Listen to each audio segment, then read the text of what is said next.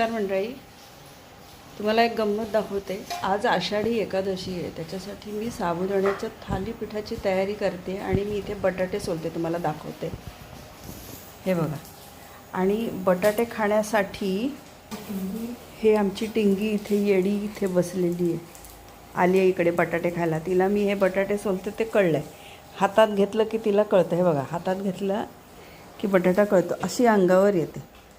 बटाटा खाणारी हां.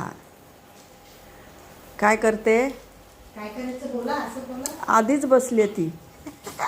काय करायचं म्हणायच्या आधीच बसली आहे, कारण का माहिती आहे आपल्याला बटाटा मिळणार आहे खायला. हो ना? काय करायचं? थांब जरा सोलते आणि मग देते तुला. हां, बघा आता मी बटाटा सोललेला आहे तिच्यासाठी. आता हे आमचं येडं ध्यान खातं कसं बघा.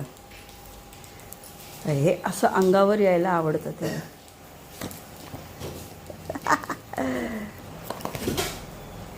तुमचं पण बुबू असंच खातं का? मला कमेंटमध्ये सांगा नक्की.